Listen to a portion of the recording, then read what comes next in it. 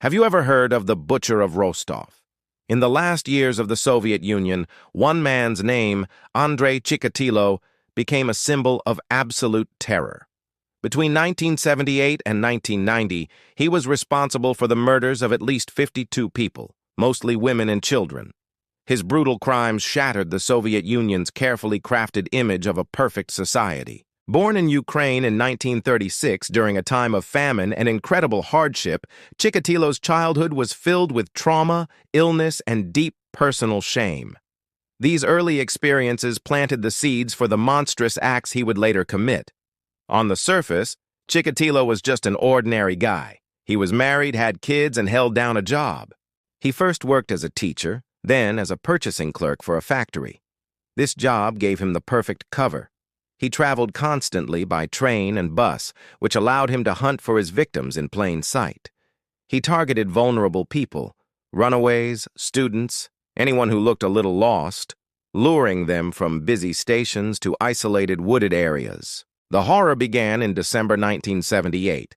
In his confession, he claimed his motivation was a twisted need for violence and control. His attacks were methodical and incredibly violent, and as the number of missing people grew, it became terrifyingly clear that a single predator was on the loose. But the police investigation was a disaster from the start. Why? Two big reasons: bureaucracy and Soviet ideology.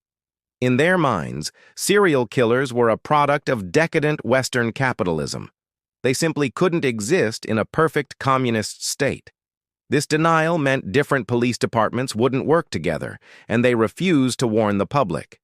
This incompetence led to a horrifying injustice. An innocent man, Alexander Kravchenko, was arrested for Chikatilo's first murder. Under intense pressure, he confessed. Even though he later took it back and insisted he was innocent, Kravchenko was executed in 1983 for a crime he didn't commit. In a wild twist, Chikatilo himself was actually arrested in 1984. He was caught acting suspiciously at a train station, carrying a knife and other incriminating items. But he was let go because of a massive forensic blunder.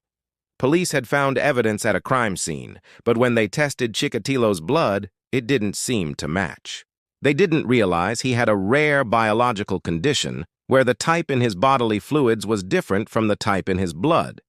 Convinced they had the wrong man, they released him. This catastrophic mistake allowed the Rostov Ripper to kill at least 12 more people.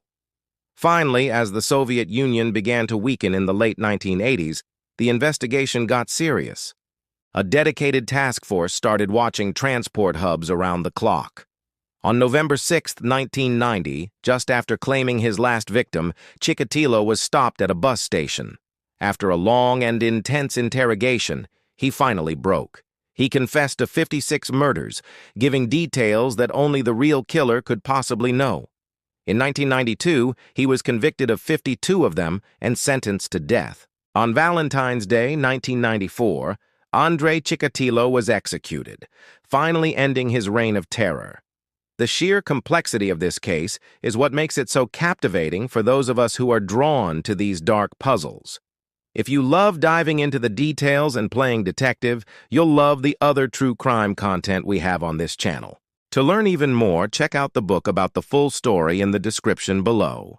Thanks for watching, and don't forget to like, share, and subscribe for more deep dives into the world's greatest mysteries.